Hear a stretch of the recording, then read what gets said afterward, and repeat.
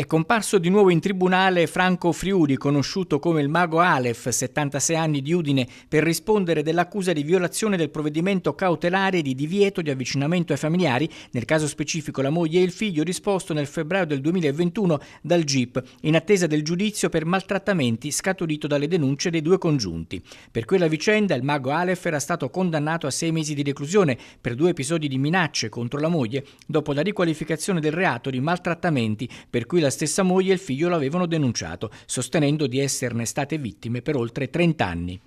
Nel maggio del 2024 la Corte di Appello di Trieste aveva accolto il ricorso, assolvendolo definitivamente da tutte le ipotesi contestate, rendendo di fatto la misura cautelare, per la cui violazione è comparso oggi in tribunale, disposta per reati che non ha commesso.